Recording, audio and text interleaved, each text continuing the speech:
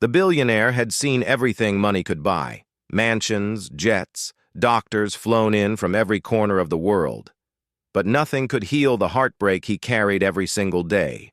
His triplets, once full of life, had been paralyzed for years. Specialists told him there was no hope. And then, on an ordinary afternoon, he froze in disbelief. Through the tall glass windows of his mansion, he saw something impossible.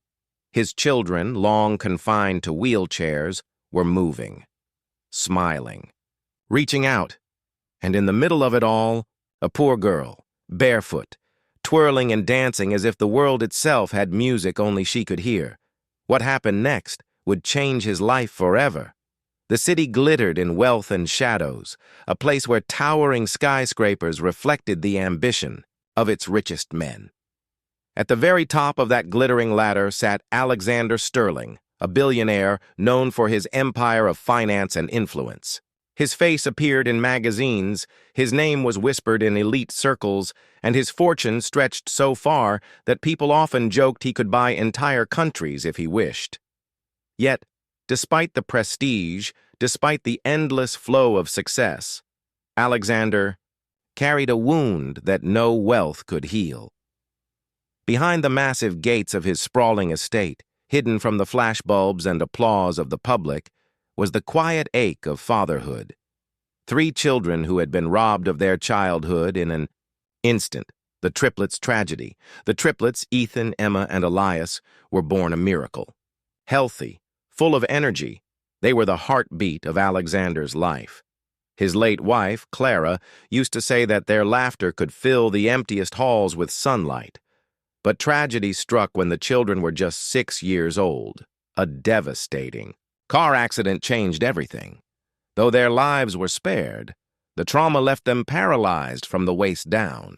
Doctors called it a miracle they survived it all, but for Alexander, the word miracle felt like mockery. His children no longer ran across the gardens, no longer danced in the living room or raced each other down hallways. Instead, they were bound to wheelchairs, confined to a life that seemed stripped of motion, joy, and freedom.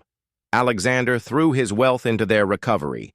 He hired the world's top neurologists, flew in specialists from Switzerland, Japan, and Israel. He built an in-home rehabilitation center filled with machines, therapies, and caregivers. But despite the money, despite the endless attempts at cures, the triplets' condition remained the same. And as years passed, Alexander's once lively children grew more withdrawn. Ethan, the eldest by just a few minutes, retreated into silence, preferring books and screens to human interaction.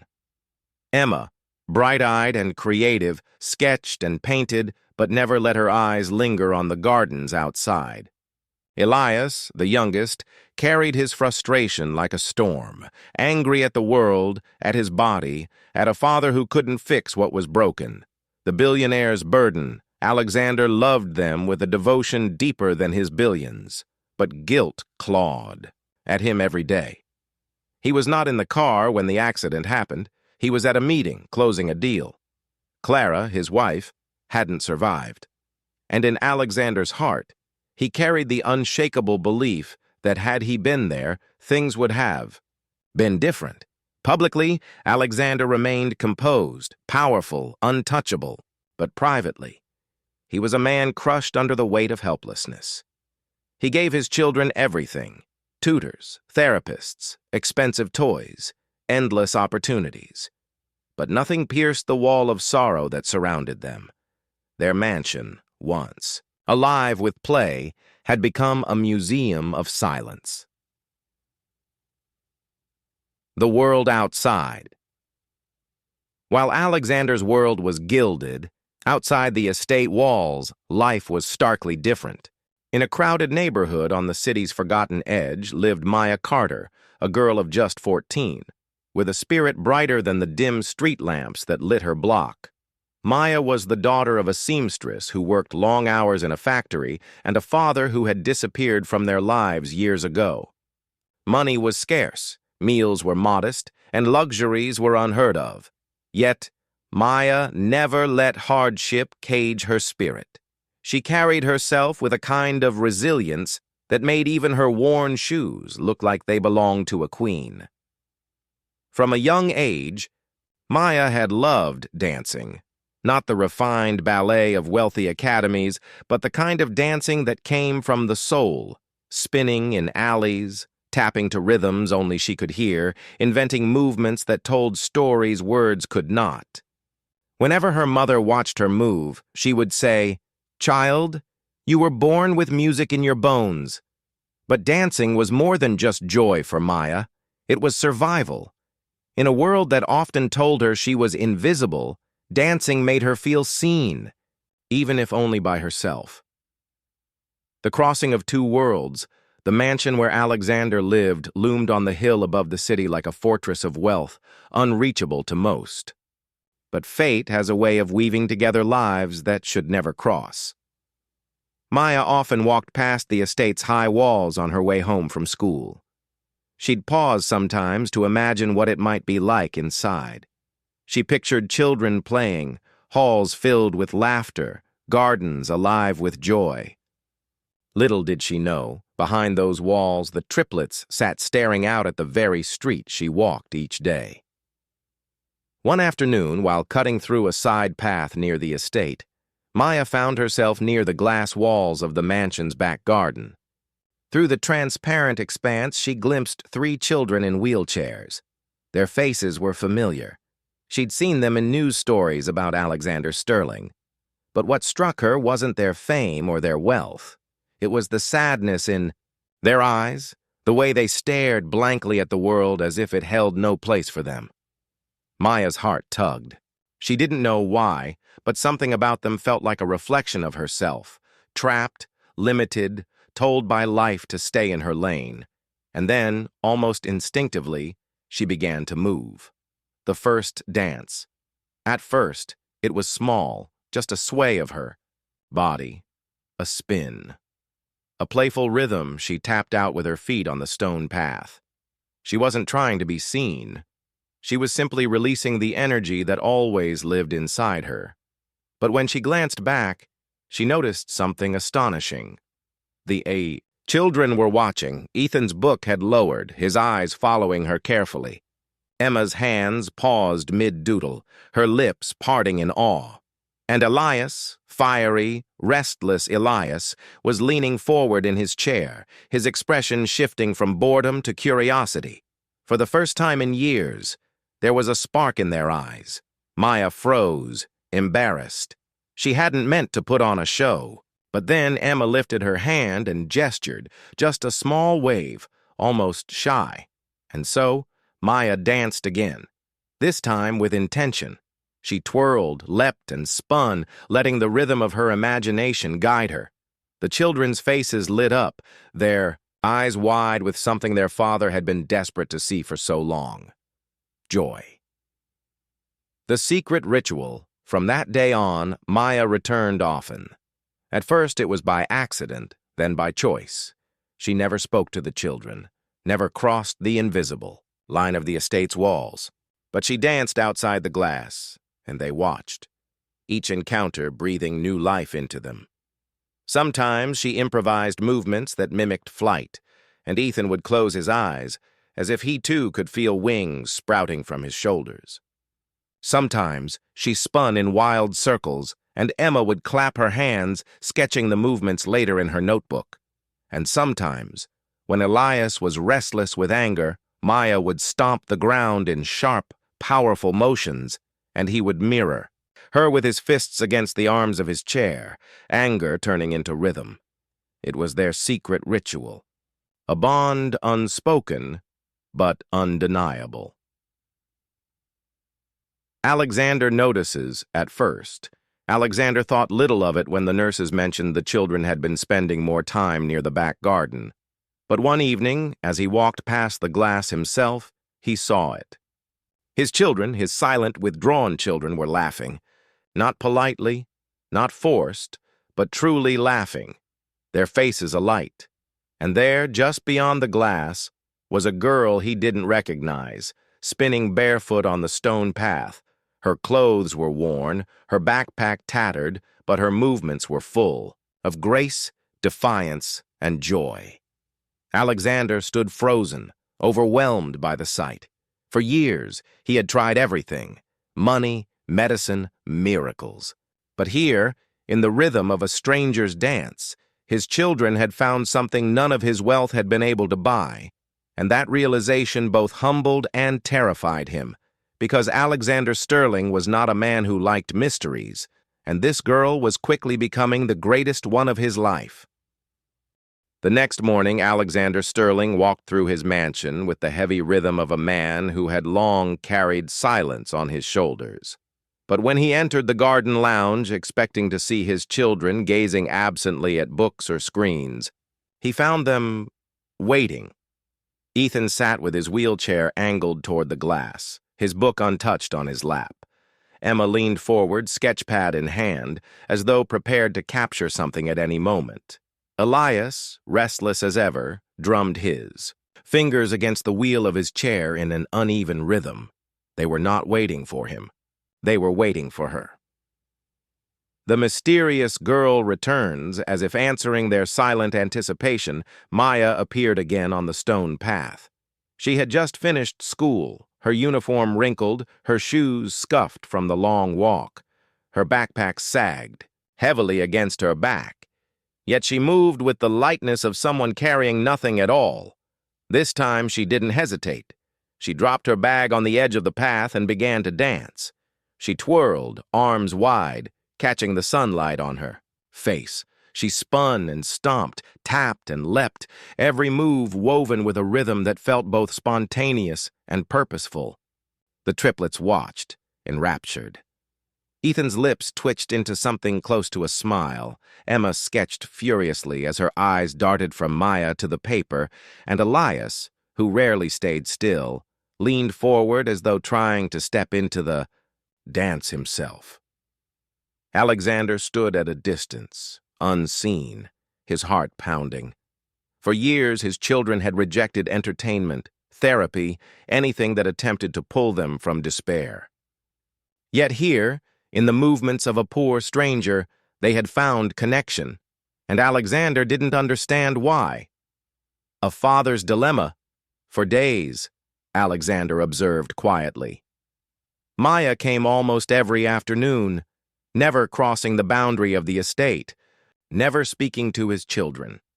She simply danced, pouring into the movements an energy so raw it seemed to bypass words entirely. And every time, the triplets lit up in ways Alexander had nearly forgotten they could. But with each passing day, Alexander's confusion deepened. Who was this girl? Why was she here? What did she want from his children? He was a man accustomed to control. He had built empires by knowing every detail, every variable. Yet this girl had entered his world without permission, without introduction, and was changing it before his eyes. His first instinct was to tighten security. After all, the world was full of people who wanted something from him: money, influence, favors. He couldn't allow a stranger to wander so close to his vulnerable children. And yet, something stopped him. For the first time in years, Ethan, Emma, and Elias were laughing. And laughter, Alexander realized, was worth more than all the fortune he possessed. The triplets' secret one evening? Alexander finally asked. Over dinner, as the triplets picked at their meals, he leaned forward and said softly, "I've noticed you've been spending a lot of time in the garden. Who is the girl?" For a moment, silence. Ethan looked down, Emma fidgeted with her fork, and Elias crossed his arms defiantly. Finally, Emma spoke. "Her name's Maya." Alexander frowned. "You've spoken to her?" "No," Emma admitted quickly. "But she's our friend." Ethan nodded slowly. "She makes us feel like we're not broken." The word struck Alexander like a blade. His children had carried the weight of feeling less than for years, and this girl, without even speaking, had lifted that burden. "She dances for us," Elias added, his tone a mixture of defensiveness and longing. And when she does, it feels like we're dancing too. Alexander sat back, his chest tight. He didn't know whether to be grateful or terrified. The confrontation. The following week, curiosity overcame him. He waited in the garden until Maya arrived. She dropped her bag, ready to begin, when she noticed him standing behind the glass with the triplets. Her movements faltered. She froze, unsure whether to continue. Alexander stepped outside. The air grew tense. Maya clutched her backpack straps, eyes darting between him and the children. She had never intended to be caught, never wanted to intrude. But now, under the gaze of a billionaire whose name carried power like thunder, she felt small. "Why? Are you here?" Alexander asked, his tone stern but not unkind. Maya swallowed hard. I was just passing by. I saw them, and they looked sad." She hesitated, glancing at the triplets. "So I danced." Alexander studied her. She was young, perhaps no older than 14, with shoes worn thin and hair tied back in a simple braid. Her clothes were modest, her presence humble. She had nothing to gain from being here, and yet his protective instincts surged. "You shouldn't be near this property. Do your parents know where you are?" Maya shook her head quickly. "My mom works late. I just wanted to help." Emma's voice rang out behind him. "Dad, don't send her away." Alexander turned. All three children were watching him, their faces filled with a desperation he hadn't seen in years. "She makes us happy," Ethan added quietly. "She's our friend," Emma insisted again. "She's the only one who gets us," Elias said, his tone sharp. Alexander froze, torn between the instinct to shield his children and the realization that, for the first time since the accident, they had chosen someone, allowing the unthinkable. That night, Alexander lay awake, staring at the ceiling of his expansive bedroom. The triplets' words echoed in his mind. He had spent millions trying to bring them joy. But this girl, this poor girl with nothing but her spirit and her dance, had succeeded where he had failed. By morning, his decision was made. He arranged for the mansion staff to grant Maya permission to visit. At first, it was awkward. She was intimidated by the opulence of the estate, by the idea of being allowed into a world so far removed from her own. But the triplets welcomed her eagerly, and slowly their afternoons transformed. Now, instead of watching from behind glass, Maya danced with them. She adapted her movements to include their wheelchairs, spinning around them, clapping rhythms they could echo, guiding Emma's hands to sketch in time with her steps. Ethan tapped out beats on his lap, while Elias threw himself into the energy, using his chair's wheels as part of the dance. The mansion, once silent, pulsed with laughter again, a father's transformation. Alexander watched these scenes with awe. For years, he had believed that money could solve everything. But Maya's presence reminded him of something he had long forgotten: connection, empathy, the healing power of being seen. He found himself seeking her out, asking gentle questions. Where did she live? How did she learn to dance? Did she have dreams for the future? Maya, shy but honest, revealed bits of her world. She spoke of her mother's long hours, of her love for dancing, of her wish to one day teach others. She never once asked for money, never hinted at wanting anything in return. And that, more than anything, humbled Alexander. The growing tension, but not everyone approved. Whispers began among the mansion staff. Some questioned why a poor girl was allowed inside. Others worried about appearances, about the possibility of exploitation. Alexander's business associates, upon learning of Maya's presence, scoffed at the idea of a billionaire allowing his children to bond with someone beneath their station. Even within the city, rumors spread. Paparazzi spotted Maya once, entering the estate. Tabloids speculated wildly. Was she an illegitimate heir? A charity case? And through it all, Alexander wrestled with doubt. Was he endangering his children by letting this bond grow? Was Maya truly as selfless as she appeared, or was he being naive? Yet every time he considered ending it, he saw his children's faces. He heard their laughter. He felt the warmth that had returned to his home. And he knew the truth. Maya had given them something priceless. The breaking point. The rising tension reached its peak one afternoon. A group of Alexander's wealthy peers gathered at the mansion for a dinner meeting. They were men and women of status, power, accustomed to polished environments where everything reflected wealth. During the visit, Maya arrived as usual. She was unaware of the guests, carrying only her worn backpack and her endless energy. She began to dance in the garden with the triplets, their laughter echoing through the halls. The guests turned their heads, frowning. One of them, a woman, draped in diamonds, leaned toward Alexander and whispered, "Who is that? Surely you're not letting some street child mingle with your heirs." Another man chuckled cruelly. "Your children deserve the best, Sterling, not that." The words burned through Alexander's composure. He looked out the window and saw Maya spinning, Emma clapping along, Ethan smiling faintly, Elias cheering. He saw life returning to them, joy reborn. And in that moment, Alexander felt something he hadn't in years: pride. He rose from the table, his voice steady. "That," he said firmly, "is the best thing that's happened to my family in years." The room fell silent, but outside, Maya and the triplets kept dancing, unaware that their world was about to change forever.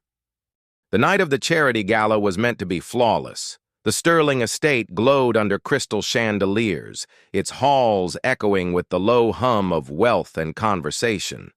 Politicians, magnates, and socialites filled the grand ballroom, their laughter tinkling like fine glass. Alexander Sterling had spared no expense. After all, this event was not just another dinner. It was his chance to showcase his foundation's latest initiatives for children with disabilities. But beneath the glamour, Alexander carried a knot in his chest. The triplets had begged him earlier that afternoon, "Please, Dad, let Maya come tonight." He had hesitated. Bringing a poor girl into this world of diamonds and egos was an invitation for mockery. But the fire in his children's eyes convinced him. For once, they wanted to be part of something, not hidden away in the background. And so, Maya arrived. She wore a simple dress, second-hand, slightly frayed at the edges. But she carried herself with a quiet dignity. Her braid hung over her shoulder, and though she tried to mask it, her eyes shimmered with nerves as she stepped into the ocean of gowns and tuxedos. The triplets lit up when they saw her. Ethan's lips curved into a rare smile. Emma grabbed her hand instantly, pulling her close. Elias tapped the wheels of his chair excitedly. Together they whispered plans, giggling like ordinary children at an extraordinary ball. But the crowd noticed. The whispering begins. Whispers darted through the room like sparks leaping from a fire. "Who is that girl? She doesn't belong here." A street dancer? In this company? Eyes narrowed, lips curled. The very people Alexander had built alliances with now dissected his decision with judgment sharper than knives. At first, Alexander ignored it. He focused on greeting his guests, making speeches, ensuring the night ran smoothly. But as the triplets urged Maya to show them a few steps near the edge of the ballroom, the whispers grew louder, crueler. One guest, a banking mogul with much champagne in his system, snickered to his companions. "Look at Sterling's heirs, dancing with the help. What a disgrace." The words hit Alexander's ears like a lash. The spark, then it happened. Emma, flushed with joy, tugged at Maya's sleeve.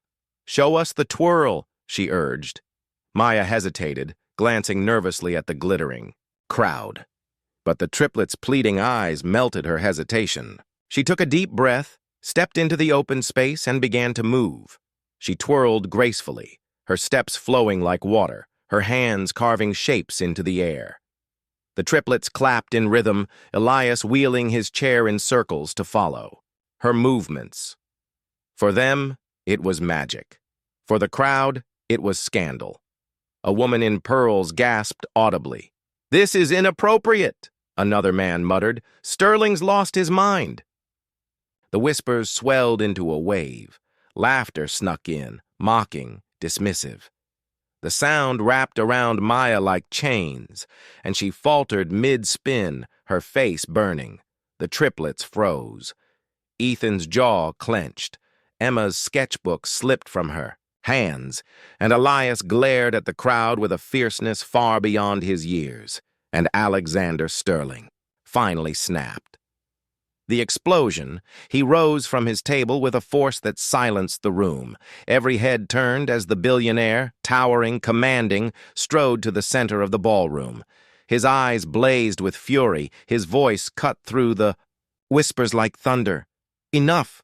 the word echoed, sharp and unyielding. The room fell into stunned silence. He stood beside Maya and the triplets, his presence protective, unmovable. His gaze swept across the crowd of glittering faces, people who claimed to be allies, donors, friends, people who had once admired him but now dared to sneer at the girl who had given his children back their laughter. "You sit here in your silk and gold," Alexander began, his voice steady but charged with fire, "and you call yourselves humanitarians. You throw money at causes, host galas, sign checks, yet when kindness walks into this room, you mock it." No one dared breathe. "This girl," he continued, resting a firm hand on Maya's trembling shoulder, "is more powerful than anyone here. She has done for my children what your millions never could. She gave them joy. She gave them hope. She gave them a reason to live again." Gasps rippled through the crowd. Alexander's voice rose. "You call her poor. I call her rich. Rich. In heart, in courage, in spirit. While you were busy polishing your jewels, she was out there giving my children a gift no fortune can buy." Maya's eyes filled with tears.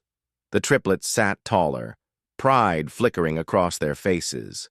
"And if you think," Alexander thundered, his eyes narrowing, "that I will allow anyone to belittle her, then you've forgotten who I am." The weight of his words crashed through the room. Guests shifted uncomfortably, some lowering their gazes, others flushed with shame. The banker, who had mocked earlier, tried to mutter something, but Alexander turned on him like a storm.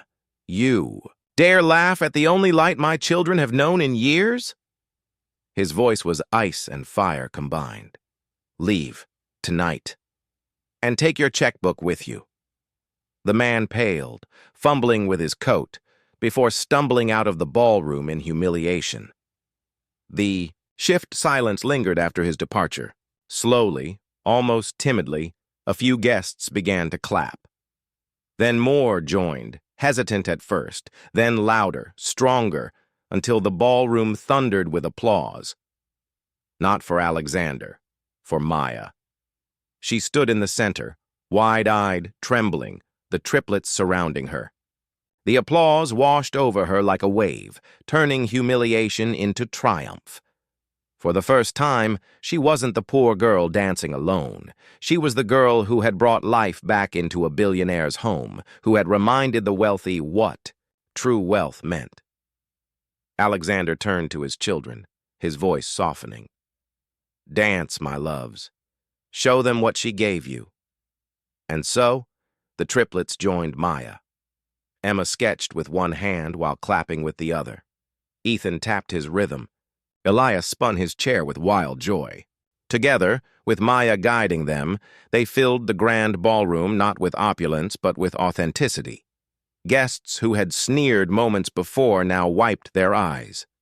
They saw not disability, not charity, but strength, beauty, and resilience. And at the center of it all stood Maya, the girl who had unknowingly become the heart of the Sterling family. The gala did not end the way Alexander Sterling had envisioned, but in truth, it ended better. As Maya guided the triplets through one last spin, their laughter ringing through the chandelier-lit ballroom, the applause grew stronger. Even those who had mocked earlier now clapped, swept up in the undeniable beauty of what they were witnessing. The icy facade of wealth cracked, and for a fleeting moment, everyone in that room remembered what humanity was supposed to look like. But Alexander wasn't finished. The principle of change. When the music faded and the clapping softened, Alexander took the microphone from the stage. His face, still fierce from his earlier defense, now bore a different expression, one of deep conviction. "You came here tonight for a gala," he began, voice steady, carrying across the hall. "But what you've seen is something far greater. My children, whom many of you have pitied, do not need your pity. They need your respect. And they found that respect through the kindness of someone society would have ignored." His eyes found Maya. She stood at the edge of the stage, head lowered, overwhelmed. "This girl paid nothing more than attention, love, and time," he continued. "And in return, she gave them life again. So tonight I ask you, what have you given? What do your fortunes matter if you cannot give the simplest gift of compassion?" The audience was silent, his words piercing the thick air of pride and privilege. Alexander paused, then delivered the final blow. "My children do not look up to your jewels or titles. They look up to her, and so do I." The room erupted once more, not with awkward claps, but with a standing ovation, sincere and thunderous. People cheered, tears staining even the proudest faces. A billionaire's choice. That night, Alexander did something that no one expected. He announced a new initiative, the Maya Foundation for Joy and Inclusion, dedicated to creating spaces where children with disabilities could engage in music, art, and dance, guided not by expensive programs, but by individuals with real heart. And at the center of it all, he named Maya as its first ambassador. Maya gasped, her hands flying to her mouth. The girl who had been invisible all her life was now being honored in front of the wealthiest people in the city. She shook her head, whispering, "I can't." But the triplets wheeled forward, each taking her hand. Emma whispered, "Yes, you can." Alexander smiled softly. "You've already been doing it, Maya. Now the world will see." The fall of pride, not everyone celebrated. The banker who had mocked earlier became the subject of harsh gossip. His name trended the next morning, tied to headlines about cruelty and arrogance. He withdrew from the city's elite circles, his reputation shattered, not by the billionaire's wrath alone, but by the weight of public opinion. It was a small victory in the grand scheme, but a necessary one. For once, mockery had faced consequences. Father transformed in. The weeks that followed, the Sterling estate was no longer quiet. Laughter returned, echoing through its vast halls. The triplets' wheelchairs and crutches no longer felt like limitations. They became tools of expression as Maya taught them to embrace their movements as part of their dance. Alexander, too, changed. The man who once measured his life in profits and deals now measured it in smiles and small victories. Instead of hiding his children away from the world, he brought them forward, proudly including them in foundation events and interviews. He admitted publicly that he had been wrong, that he had allowed his wealth to blind him to the true value of human connection. And when he said those words, the world believed him. Maya's journey for Maya, the transformation was even greater. She was no longer just the poor girl with worn shoes and second-hand dresses. She was a symbol of resilience, a voice for children and families who had been overlooked. She used her new platform not to bask in fame, but to amplify others, visiting schools, speaking about kindness, and teaching dance workshops for children with disabilities. Her story spread beyond the city. News outlets picked it up, social media shared clips of her dancing with the triplets at the gala, and soon, the world knew her name. Yet Maya remained humble. She still lived simply, still carried the same braid over her shoulder, still smiled shyly when people praised her. But inside, she carried something new, the knowledge that she mattered, that her kindness had changed lives. The triplets' triumph. For Ethan, Emma, and Elias, life shifted dramatically. No longer were they the billionaire's hidden heirs. They became symbols of strength and creativity. Ethan, once withdrawn, found his voice through rhythm and drumming, performing in small showcases. Emma illustrated children's books inspired by their journey, filling pages with vibrant sketches of dancers and dreamers. Elias, the boldest of the three, became a spokesperson for children with disabilities. His speeches filled with the same fiery courage his father once displayed. And through it all, Maya stood beside them, friend, mentor, sister.